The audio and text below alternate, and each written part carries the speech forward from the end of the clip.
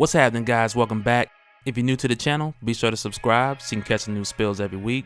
And don't forget to hit that bell up top so you can squad up in the comments for the first hour.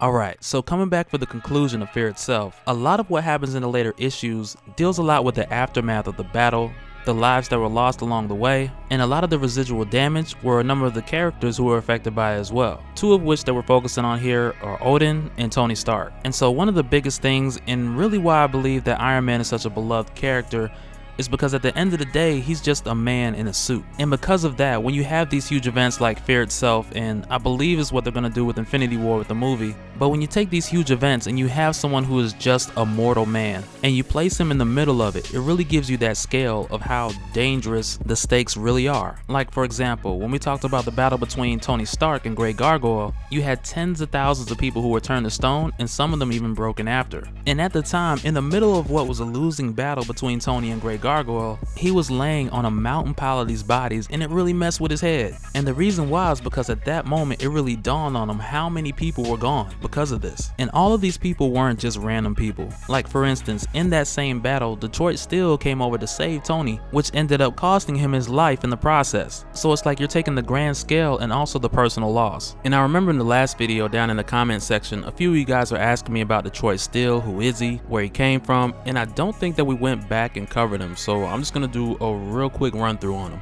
So now Detroit Steel, whose real name is Doug Johnson III, I think we mentioned that in the other video, but when he first appeared back in 2010, 2011, it was in the same issue where we got the first look at the Iron Man bleeding edge armor. And at this point in time, nobody really knew about the bleeding edge armor because Tony was still working on it at the Baxter building, and he had to work on it there because at this point in time, he really didn't have a company, which in return means that there was no Iron Man. And this all really happened because of Secret Invasion, because when the Skrulls implanted a virus and pretty much made the entire planet's defenses useless, they did all of this by way of Tony Stark's technology. And because Stark Industries really manufactured just about everything for the US government, this gave the Skrulls a huge advantage at taking out our military, but it also made our military and the Pentagon lose faith in Tony Stark. And when this happened, Hammer Industries saw a huge opportunity on being the world's leader in weapons. And not just that, but they wanted to build something that said Iron Man is back. And with taking that route, that's how we got the introduction of Detroit Steel. And so at this time, Hammer Industries is being ran by Justine and Sasha Hammer, which are the daughter and granddaughter of Justin Hammer, who long story short blew himself up in space, and because Tony was there and couldn't save him, they blamed him for it. So the creation of Detroit Steel wasn't only a means to capitalize on Tony being out of business, but there's also this subplot of it being a way to get back at Tony. And so Doug Johnson, who was the first pilot to really man any Hammer Tech armor, he was also given physical modifications in order to control the suit, very similar to Iron Man's armor. And also with him being the first successful pilot for this project, he was also designated to lead the Steel Corps, where he would also groom and train other pilots to do the same. But at the end of the day, with Hammer Industries creating this armor, they really didn't care if they just sold it to the US or whatever country. But the US military specifically, they were ready for something, because even though the government ousted Tony Stark, they still needed some type of defense. And even when they talked to Tony Stark one more time to see where his head was at, he was like, y'all can use War Machine still, but you're not getting Iron Man. But heading back into Fear itself, this all kind of weighs in back to Tony, because when he sees Doug killed, he takes it very personal, and not so much to the point of he's like, well, that was my best friend or anything like that, but yet and still he sees Doug as a casualty of his own devices, because at the end of the day, Detroit Steel was really just another attempt at Iron Man. And in Tony's case, he's thinking, well, if Iron Man hadn't dropped the ball, giving the Skrulls a huge advantage in the Secret Invasion, that so many lives could have been spared, and not just Doug and the casualties that Great Gargoyle had wrought, but also all the lives that were lost in the invasion as well. And so really just what I like to do right here is also close the gap, because we talked about Tony's bleeding edge armor before, and we just talked about how Tony lost his company and access to his armors, but I don't think I really covered or really connected the two before. And this is really important because this is essentially the armor he's using when he's fighting Odin. So really at the point where Tony's lost everything, his funding, access to the suits, he goes to the Baxter building to continue his work on the bleeding edge armor. And it's there at the Baxter building where Reed Richards pretty much opens his doors and all his resources to allow Tony to continue his work. And it also provides a level of secrecy as well, because at this point he really doesn't want the government or anyone else to know that he's working on his armor. And so quite some time before the premiere of the bleeding edge armor, Tony had kind of already been working on this, because the foundation of the bleeding edge armor is extremis. And so the way extremis worked before before, it was really the part of Tony's technology that was already inside him and wired the suit to his brain pretty much. And with that, he was able to control all of his other suits and all the different functions of them, as simple as breathing. And that's why a lot of times when you see him fly or let off his repulsor blast, it's not like he was inside of a suit pushing a button or there was any kind of delay of him making a command and then it actually doing it. And so Extremis in the past ultimately served the goal of making Iron Man much quicker and efficient. And because of this, when he constructed the Bleeding Edge armor at the Baxter building, he was able to use a lot of that same technology to create the Bleeding Edge armor, which would form around him at just a thought. And this is really the main reason why, when everything went crazy in Fear itself and Tony had to go to Odin for extra help, when Odin allowed Tony to use weapons of Uru metal, Odin agreed to make weapons for a number of the heroes for a temporary time, but part of this process where all the weapons had to be submerged within a molten pit of Uru metal as well while the spell was cast. And for this reason, because Tony is the armor pretty much, he literally had to dive in himself with all those weapons. But we covered more of that in previous videos, so I'm not going to stay there too long. But fast forwarding to the aftermath of Fear itself, Tony visits a secret location where a prisoner of the worthy is being held, and it's Grey Gargoyle, who at the time was known as Mock Destroyer of Faith, but I'm just used to calling him Grey Gargoyle, so I'm just gonna keep it there. But he is still alive, and so at this time, Tony has some pull, so he's able to get some time to go and see him. They gave him like a 10-minute window or something like that.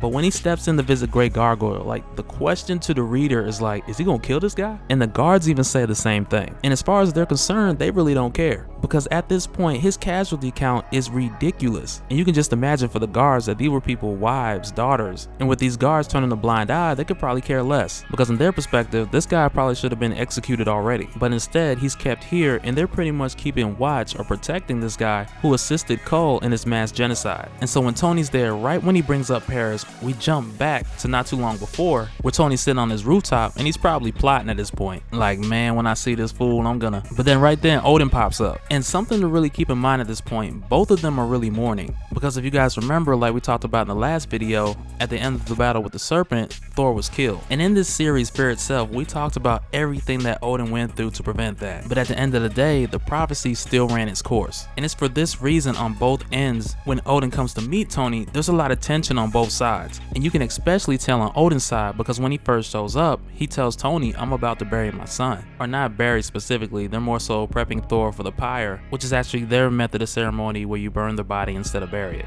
And so when he tells this to Tony, initially Tony's like, well, that's where you should be. You shouldn't be here. And Odin lets him know he can be a number of places at one time. And when he says that, Tony is triggered. Because once again, from Tony's position, from the aspect of a human being, from him just being a man, what he couldn't understand is, if Odin's a god, why couldn't you just stop this a long time ago? If you're so powerful, why didn't you end this sooner? Like way before all these people died. And there were times before where the other heroes asked Odin for help, like Captain America, for example. Well, he didn't really ask, he more so like ordered Odin to do something. And I'm gonna tell you right now, you don't order Odin to do anything. Because when he did that, Odin straight blasted him to another zip code. Didn't kill him, but he got him the hell out of there. But Tony goes at Odin with everything he has. But even still, you gotta keep in mind, with this Bleeding Edge armor, even with it being dipped in Uru metal, it is still no match for Odin. And I mean, common sense should have told him that this is the dude that put the spell on the Uru metal and allowed it to work with his technology. And this isn't the first time that he caught the beat down by mixing his technology with Asgardian magic, but it's at this point you would have thought he'd know better. But I think at this point we come to that realization where Tony is that guy who always picks the fights that he can't win. Like, why you gotta go after the biggest dude in the room, man? But at one point,